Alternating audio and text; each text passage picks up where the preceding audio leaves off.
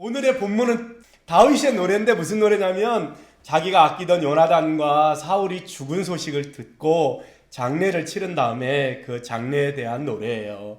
이스라엘의 첫 번째 왕이었던 사울과 다윗을 너무나 많이 사랑해주고 도와줬던 요나단의 죽음을 다윗이 듣고 그 슬픔을 노래한 거예요. 요나단은 사울의 아들이에요. 왕위를 이어받을 두 번째 왕이 될 사람이었는데 이 요나단은 다윗을 너무 아꼈어요. 그래서 내 왕권과 내 나라는 다 너의 것이다, 이렇게 여인의 사랑보다 더하게 다윗을 아껴줬어요. 다윗의 마음이 어떻겠어요, 그죠?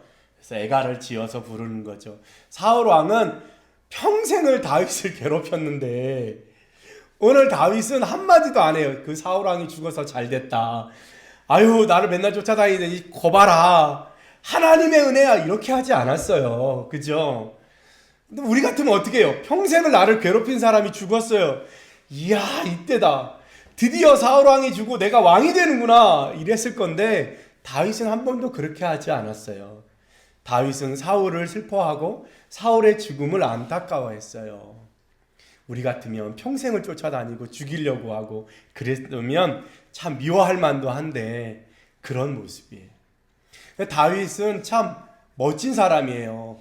여러분들이 다윗의 이야기들을 좀 읽으면 믿음의 사람의 표본, 하나님이 어떻게 표현하냐면 이 다윗을 향해서 내 마음에 합한 사람이다. 하나님의 성전을 지어주겠다고 한 사람도 다윗이 처음이었어요. 왜 그러냐면 다윗이 그래요. 하나님, 나는 이 왕궁에서 이렇게 편하게 좋은 곳에서 사는데 하나님은 천막에서 그 성막 안에 있으니 내가 보기가 그렇습니다. 그러니 하나님, 내가 주님의 집을 지어드리겠습니다. 그리고 자기 왕궁을 하기 전에 먼저 하나님의 성전을 짓고자 하죠. 멋진 사람이에요. 이야기를 읽어보면 진짜 다윗이구나, 이런 생각이 들어요. 오늘 다윗이 사울을 향해서 노래해요. 요나단을 안타까워하죠. 여러분, 근데 그거 알아요? 다윗과 요나단이 너무 사랑하고 서로를 위하는 사이였어요. 근데 다윗은 유다 가문이고 요나단은 베냐민 가문이에요. 근데 나중에 이 가문이 어떻게 만나냐면 예수님이 유다 가문이에요. 다윗의 후손이 예수님이잖아요. 요나단은 베냐민 가문인데 베냐민 가문의 후손이 누구냐면 사도 바울이에요. 예수님과 사도 바울이 유다 가문과 베냐민 가문. 되게 뭔가 느낌이 있죠, 그죠? 다윗과 요나단이 너무 사랑했는데 신약 시대의 예수님과 사도 바울이 다윗과 요나단의 그런 가문을 이은 것 같아서 너무 그럴 수도 있겠다, 이런 생각이 듭니다. 오늘 본문을 보면서 어떤 마음을 우리가 품냐면 우리를 괴롭히는 사람들이 있잖아요. 저 사람만 아니면 좀 살겠는데 누가 다윗이 왕 된다고 했냐고요. 다윗은 한 번도 왕 된다고 한 적이 없어요. 근데 근데 한 가지 있어요. 그게 뭐였냐면, 왜 사울이 마음이 그랬냐면 다윗이 골리앗을 물리치고 그리고 전쟁에서 몇 번 승리하고 돌아올 때 그 본문에 이렇게 돼 있어요. 여인들이 창화하여 이르되, 그러니까 개선하고 들어올 때 주변에 여인들이 쭉 서서 노래했을 거 아니에요. 뭐라고 얘기냐면 사울은 천천히요, 다윗은 만만이로다, 이렇게 했어요. 근데 그 소리를 듣는 순간 사울의 마음이 빈정이 상했어요. 나는 1000명을 이기고 다윗은 10,000명을 이긴단 말이야? 그럼 쟤가 나보다 낫다는 거네? 이렇게 얘기하는 거예요. 다윗은 사실 한 번도 왕이 된 적도 한 적도 없고 사울을 괴롭힌 적도 없어요. 근데 평생을 쫓아다니면서 죽이고자 하죠.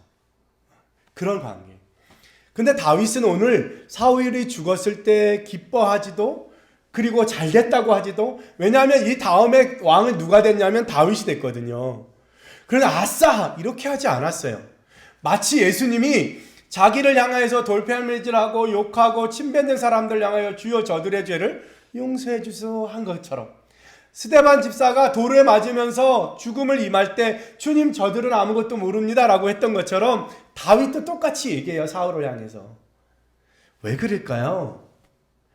사울이 나를 괴롭히지만 다윗은 그가 나를 괴롭힌다고 여기지 않았어요. 이것도 하나님이 나를 향하신 뜻이 있다고 여겼어요. 그러니까 사울이 나쁘고 사울이 못되고 물론 못됐죠. 그렇지만 그렇게 여기지 않았어요. 믿음의 사람들은 상황을 바라보며 나를 생각. 하나님이 나를 훈련케 하시고 하나님이 나를 만지시고 이 과정을 통해서 하나님이 나에게 어떻게 행하시는지를 본 거예요. 그를 향한 그의 일이 있고 하나님이 나를 향한 내 일이 있는 거예요. 내가 든든하면 사실 세상이 어떤 바람이 불어와도 별로 두렵지 않은 거예요. 우리 믿음의 사람은 그 길을 가는 거예요. 우리는 세상을 이기려고 할 필요가 없어요. 우리는 그냥 세상 한가운데를 살아가면 되는 거예요. 이기고 지는 건 주님께 있어요. 세상을 향한 전쟁도 주님께 있어요. 내가 부자가 되고 가난한 사람이 되는 건 우리 손에 달려있지 않아요. 주님의 손에 있어요. 그저 내게 주신 것대로. 사도 바울처럼 부하거나 가난하거나 내게 능력 주신 자 안에서 나는 모든 것을 할 수 있어. 그게 믿음의 사람인 거예요. 할렐루야. 오늘 다윗은 하나님의 마음에 합한 사람이다 칭찬받았어요. 왜냐하면 다윗은 하나님만 바라봤거든.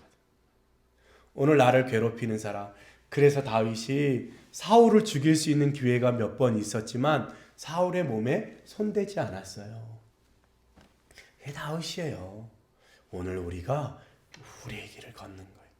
저 사람 때문에 안 되고 이것 때문에 안 되는 건 원래 안 되는 거예요.